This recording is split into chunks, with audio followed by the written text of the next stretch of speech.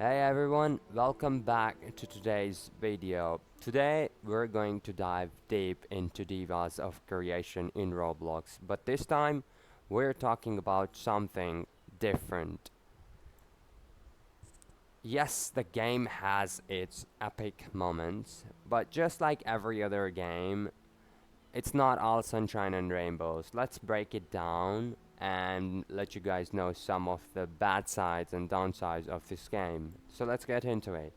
First off is grind heavy progression. You guys know how much grinding can be fun in games like Roblox, but Divas of Creation takes it to a whole new level. The progression system feels super slow, especially when you're trying to level up your character or unlock certain abilities. It can take hours upon hours just to make small gains. For some, that's deal breaker. I know at the start of the game the progression kind of seems like it's very fast, but it is not the case after a certain level. After level 20, after you pass like level 20ish of your character, the progression is hella slow. To be able to do quest, you need certain levels because the quest requires you to defeat mobs that are like way higher level than you in certain areas. So in order to do them, you definitely need better equipment, better gear, and better stuff. And honestly, you can't have those unless you grind a bunch of modes. And raids in this game are just so scuffed that if you try to grind for something like something small, let's say if you want to get a good armor, there are, look at that, one, two, three, four, 5 pieces of armor and 2 weapons.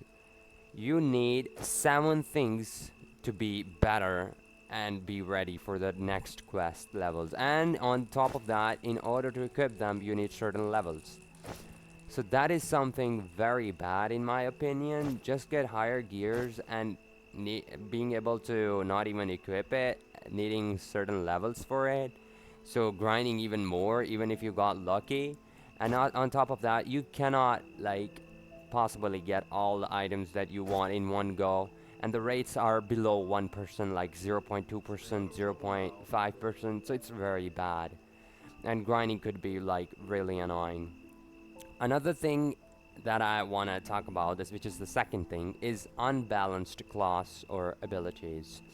One thing that can be greatly frustrating is how some of the classes and abilities are just way stronger than others. You might spend time mastering a class only to find out that it's easily outmatched by other, and that throws off the balance.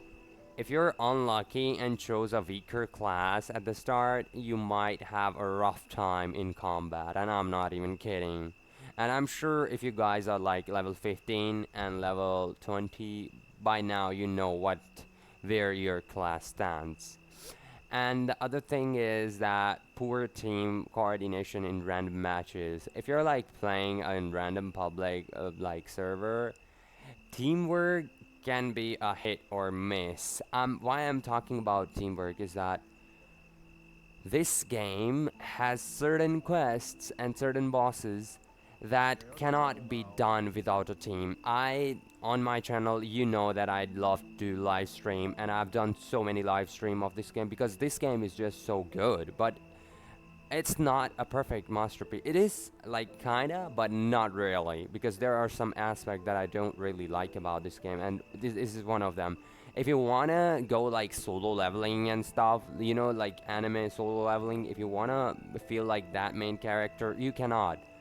There are certain elements that will not let you do solo adventuring on your own. You need, for some quests, you need a second player. Like bosses, they are not easy. Even if they are on your level, you need like 10 more levels ahead to be able to like solo them. And the quest doesn't allow you. So you have to either gain 10 plus level from your current quest through insane grinding, because there are no repeatable quest killing quests. There are, but all they give side quests are just five more ex like 500 more exp, and to get like level you need a lot more exp. And yeah, so if you are in a public server, you are trying to find a team, and first off, you won't be able to find team. Other, if you like find a team and you mess up, like the team is not good, that'd be frustrating. For me, that is. You need a lot of strategies for the bosses, which can make like entire experience more frustrating than rewarding, honestly. The game really rewards teamwork, but not everyone is up for that challenge, in all honesty. Okay, the fourth thing that I do want to talk about is content repetition. Another bad side is that repetitive nature of some of the quest and mission. After a while, it can feel like you're just doing the same thing over and over again without any real vision or exciting new content. If you're someone who craves variety, this might feel like a drag. Now, I know like at first it does not feel like that, but let me tell you, there are basically, let me break it down. There are some quests like that are new, unique, that will feel like they are new and unique to you. But that's only till you're level 10 or 15. After that, all the quests are same. Like there are that for like from my experience, I've like only understood that there are three type of quests. First is fetch quest, second is like escort quest, and third one is just bandit beating.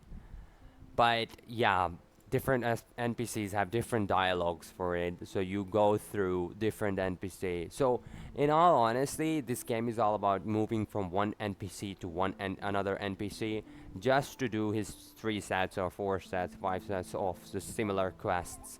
So that kind of gets annoying too.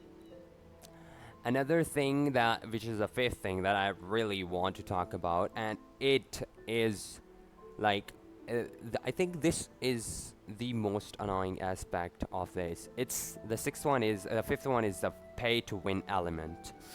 I know this one will resonate with a lot of you. Some aspects of Devas of Creation seem to be leaning into a pay to win system.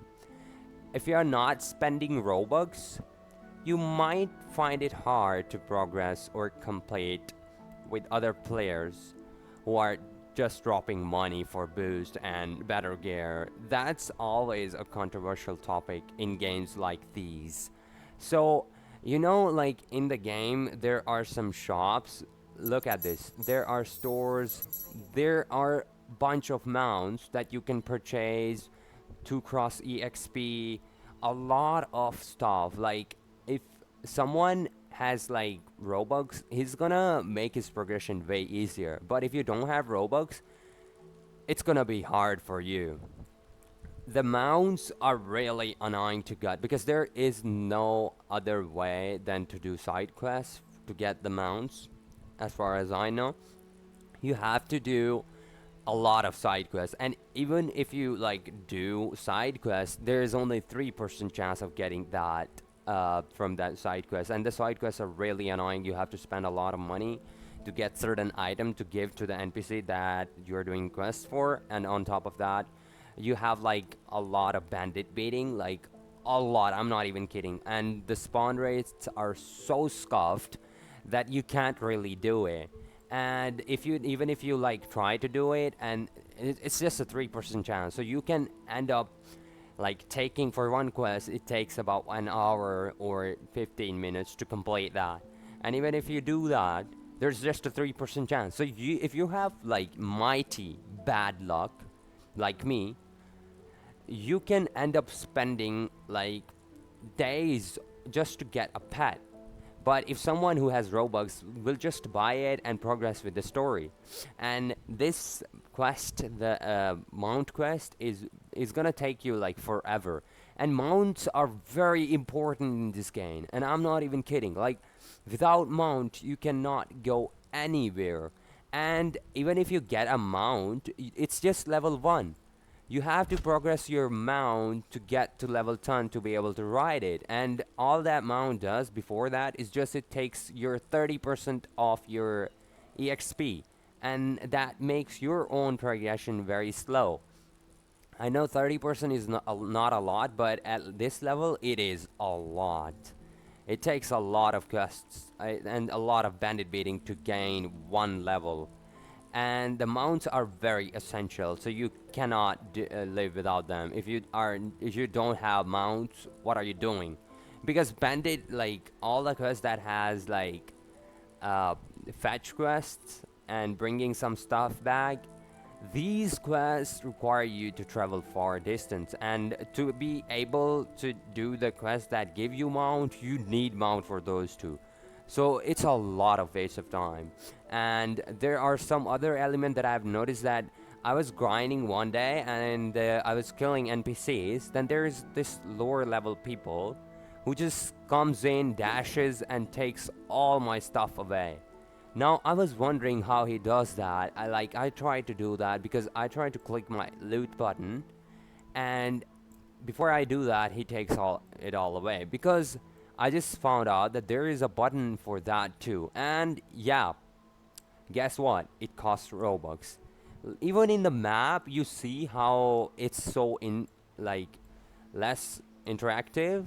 It feels so dead and bland. Yeah, you can see yourself and the main quest, but other than that, it's just a picture. When I first saw this, I was like, is this really the map of the most anticipated game and most like the best game, a masterpiece in Roblox? Because it's not like that. It does not look like that. Because look here. If you do this, it will tell you all the important location. There are like interactive materials in the map, but you have to pay for them as well. Even the basic system that should be free requires you to get a lot of like spend you a lot of Robux, and not everyone can be pay to win. I'm like not doing pay to win progression. I'm doing a free progression.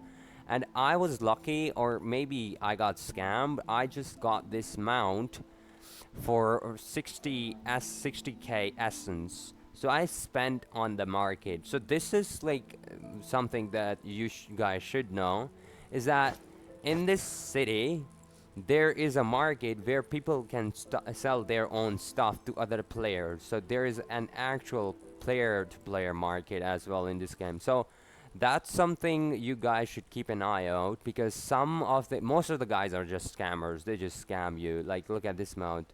It does not cost that much. It cost me a lot of my money, and I'm running really low. So don't make mistake. Like, if you see a blue armor, don't try to purchase it for like 50k or all your essence. It's not gonna help you out. Rather, it's gonna make your progression even more slower. So yeah.